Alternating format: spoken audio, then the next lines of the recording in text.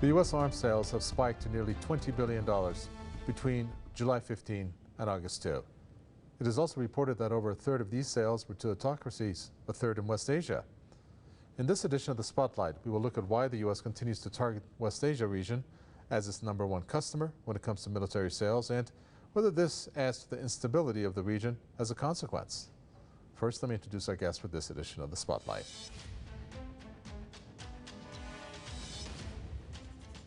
Political analyst and blogger Jim Kavanagh joins us from New York.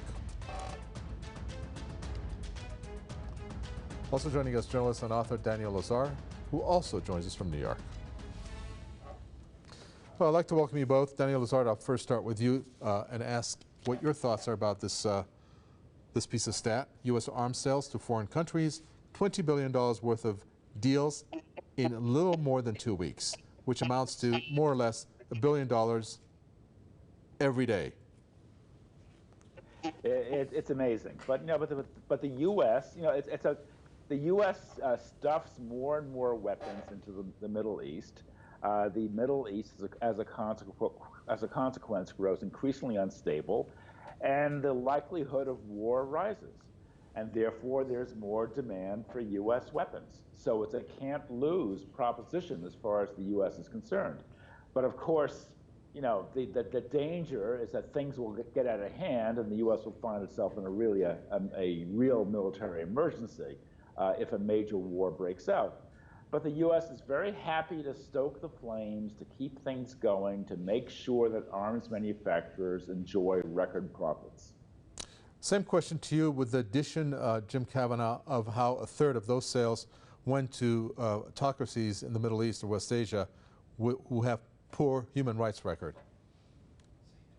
Yeah, a lot of it went to Saudi Arabia and UAE and Egypt. But, also, let's not forget Israel, which has the poor human rights record of apartheid. So, this is the business of the U.S. now. It's the pillar of its foreign policy. It's also kind of the pillar of its economic policy. It's one of the few quality industrial goods that the United States exports. And as Dan said, this is a winning proposition for the United States. They get, the key element in most of the wars that seem so unpredictable or have no irrational from a certain point of view are that they're very rational in the sense that they're providing profits to Americans' weapons manufacturers, who through their lobbies control much of the government. So this is, and what you see is that any pretense that these weapons are only go to democracies with good human rights records is just phony, and they go to who pay the money and who is on board with American policy. Well, the report that released this data, which is now a source for many online publications, has criticized two countries, in particular Saudi Arabia and the UAE, of how they have led an invasion in Yemen, and that has resulted in the death of nearly 400,000, whether it's direct or indirect deaths, Daniel Lazare. Critiquing the fact that you have U.S. President Joe Biden, who ran on a platform that said that we're no longer going to go this route, so to speak. So why has the U.S. continued with the sales of military equipment to these particular countries, Saudi Arabia and the UAE? It just can't help itself. It's not interested in democracy. It's not interested in peace. It's not interested in human rights. It's interested in placating the Saudi monarchy and the Israeli Zionists. It's two key allies in the region. And that requires a constant state of military action against other parties or nations which are deemed to be hostile to that three-way alliance. And that includes Iran, includes Hezbollah, includes Syria. So since 2003, there's been nonstop warfare in the Middle East. There was the vicious proxy war that was financed by the U.S. and the Saudis against the Assad government in Damascus, and there's the war in Yemen, which has devastated what was already the poorest country in the entire Middle East. But the U.S. doesn't care. And yes, Joe Biden ran on a platform of getting out of Yemen. But it just was phony as a $3 bill because he, the U.S. resupply of Saudi Arabia has continued undiminished throughout the time that Joe Biden has been in office. Well, Jim Kavanagh, I mean, that doesn't really look well for a president to come and run on a platform that said, as I mentioned, and I'm going to quote what he said, America would not check its values at the door to sell arms. And then it goes around, and even though there was a drop when he came into office, he sure is making that up with what we just cited to be 2 weeks of record sales here.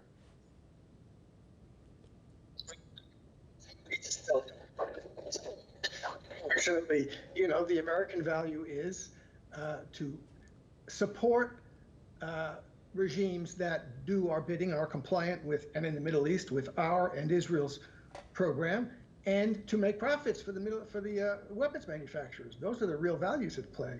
There's nothing about the war in Yemen that has anything to do with defending democracy or human rights. As Dan said, it's the poorest country in the Middle East. This is just pure assertion of hegemonic dominance by Saudi Arabia, and it's not working. So they have to pour more weapons into it, and that's okay for the United States. Look, they get politically, they get to make a lot of money without putting any American so-called boots on the ground, but they provide them with the weapons and the intelligence, and everybo's happy. This happens because the lobbying that controls the American government is the lobbyists of the arms industry is one of the most profitable and wealthy industries in the United States, and they buy and control American politicians. Well, since you're talking about these lobbies, let's reflect on what some of the CEOs have said. If I may ask you, Daniel Lazare, big war CEOs as they're called. There's chaos in the world and our prospects are excellent. CEOs from both Lockheed Martin and Raytheon acknowledging that, when you have a deteriorating state of global peace and security and violence is around, well, they are very much in the interest of their employees and investors. They come out point blank saying that. Are they the ones that are the ones behind perhaps pushing these arms sales, which comes through Joe Biden and what he has to do? Well, they certainly play an important role, but we're talking about a system here that involves the arms industry, the Pentagon, foreign policy analysts, the right-wing think tanks in Washington, the two major parties, et cetera, editorial offices in the New York Times and Washington Post. I mean, America is in a very bellicose mood. Joe Biden came into office with the slogan, "America is back." And what that meant is he wanted to restore American hegemony to what it was in the golden age between 1991 and 2003. Joe Biden is pushing this very hard, increasing oil sales, increasing weapons sales in the Middle East. He's sparked a war in the Ukraine, and he seems to be doing his best to spark another war in the Western Pacific. And selling arms is a way of making money, a way of fattening the bottom line for these pro-war CEOs. And whatever the CEOs want, right. Washington is very happy to provide, but as part of an overall imperial policy. So let's get this straight, Jim Kavanagh. Okay, so you have the military manufacturers; they can produce these arms, but you got to have some kind of policy to sell to countries that are going to use the arms. So you got to have basically the evil one. Okay, in West Asia, Iran was the evil one. The U.S. scaremongering and Iranophobia all the way to sell arms to Israel, to Saudi Arabia, to the UAE, etc. That still actually is continuing. Now we have, not that we didn't, but now it's in fifth gear, Russia when it comes to the conflict in Ukraine.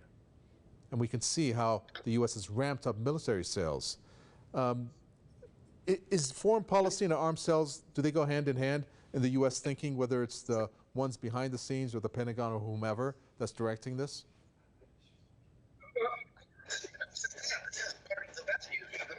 To make money. money for, in this case, to make money for the weapons manufacturers. Now, what's happening in Europe with Russia and Ukraine? I mean, they have set up a situation in which European countries have delivered much of their reserve weaponry stock to Ukraine, and are now having, and the new countries that are coming into NATO, Finland and Sweden, are now having to buy more American weapons to replenish the stocks that they've given to Ukraine. And the Americans themselves are selling, and they're selling, this is money that weapons that Ukraine is nominally at least going to have to pay for, massive amounts of weapons to Ukraine. So, of course, the people they're going to send, the nations they're going to send weapons to are going to be nations that are compliant with the American agenda and the American foreign policy agenda. But part of the substance of the American policy agenda is to make as much money selling weapons as we can. So that's what's going to happen. And it's always good to have a villain. And in every, and now we have in every sector of the world in different regions, we have Russia in Europe, we have Iran in the Middle East, and we have China in the Western Pacific. And these are very convenient villains. They're strong powers that have some military strength. And even though the United States defense budget is, more than all of them combined, it still requires us to spend even more money and to get all the nations around those villainous nations spending even more money buying American weapons to fend off the villain. Lockheed CEO James Taylor assured investors, Daniel Lazare, that the $740 billion that the U.S. has set aside for its military budget, though it calls it a defense budget, 12 times the budget provided to the State Department, is going to continue to grow for the year 2023.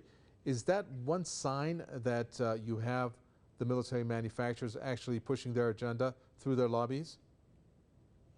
Oh yes, but they work hand in hand with the neocons, the neoconservatives, various other foreign policy hawks, the think tanks which they fund very heavily. The idea is to create a consensus, a pro-imperialist consensus, which says that that America must return to expansionism and must defeat every enemy in sight and conquer the entire globe, because otherwise it can't tolerate a single center of resistance. And I agree with Jim, by the way, that the people like Saddam Hussein were very convenient. So was Bashar al-Assad. Iran has made for a very convenient target as well. But the problem for the U.S.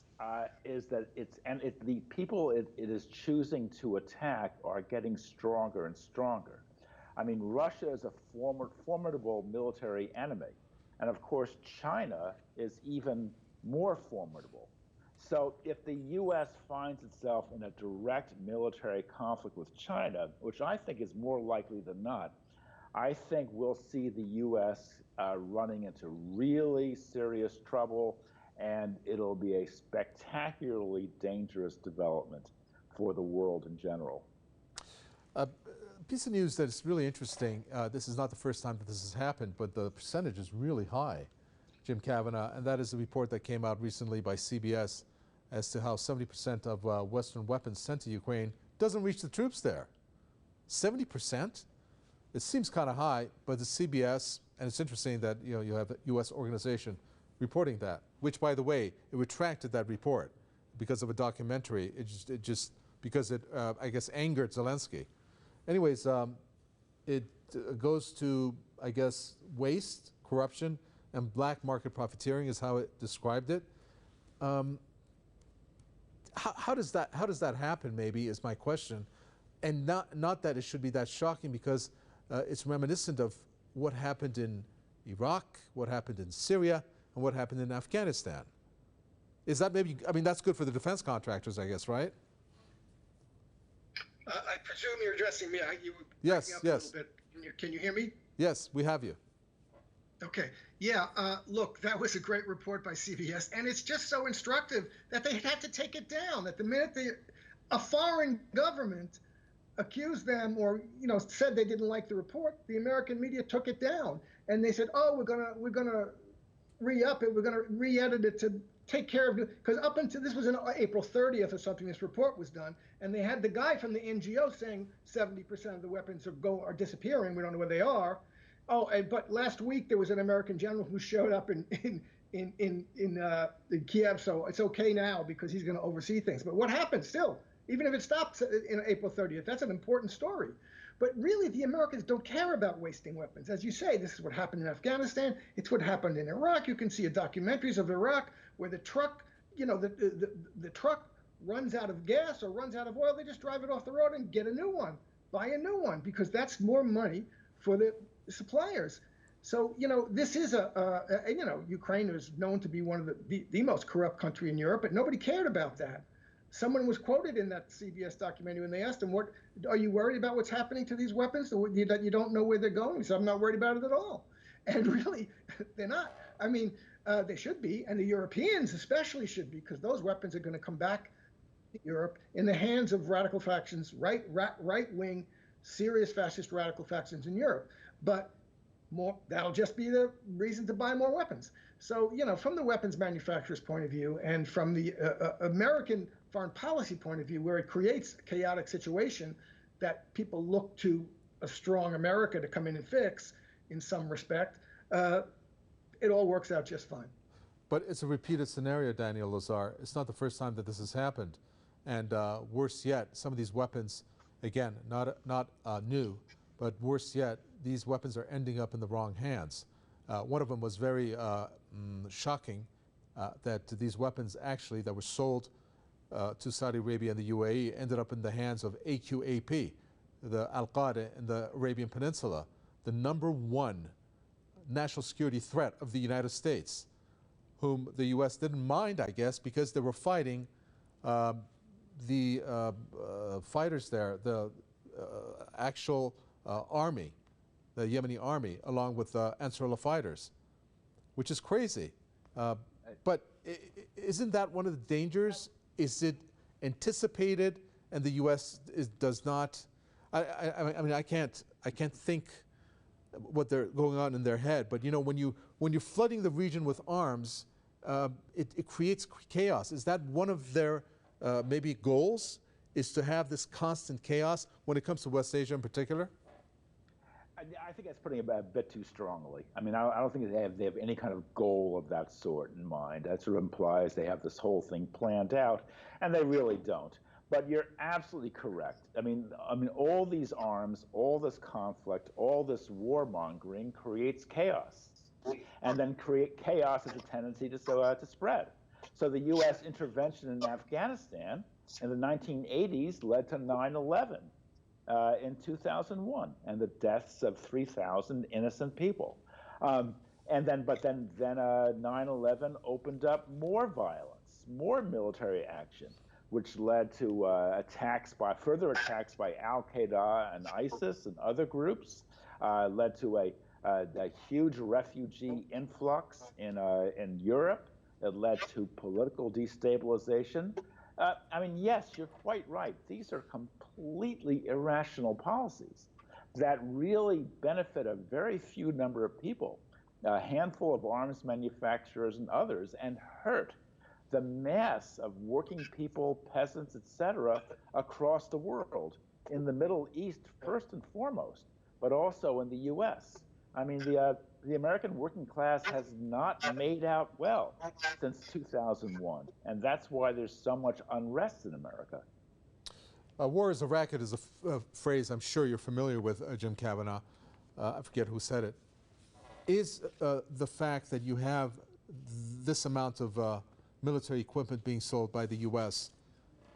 Trying to make up for some of the deficiencies that exist in the U.S. economy? Perhaps one way of doing it is through arms sales? Well, as I said, it's one of the best parts of the United States now. It's one of the remaining industrial products that the United States is good at making and sells a whole bunch of. While they're importing other manufactured goods from China and other countries around the world, they can't outsource the production, not yet, or at least, actually in some cases they do, the production of weapons. Sometimes the United States runs out of ammunition, actually, but that they produce at home.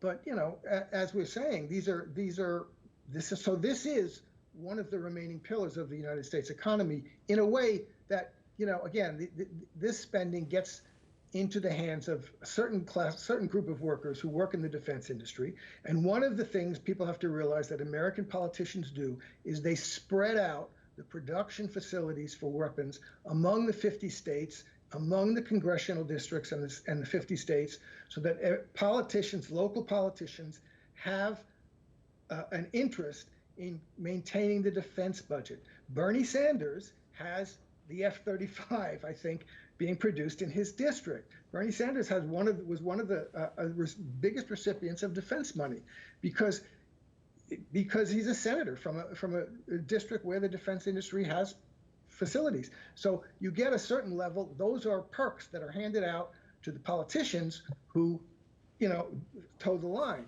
and they spread it out a little bit. But that's not going to. These are no longer capable of, keeping the entire American working class in a good position. But that's one of the ways that it works. Unfortunately, we're fresh out of time. Thank you so much to both of you for your contribution. Jim Kavanagh from New York, political analyst and blogger, also from New York. Daniel Lazare, thank you so much, journalist and author. And with that, we come to an end for this edition of The Spotlight. From me, Kovatapwe, and the team. It's goodbye until next time.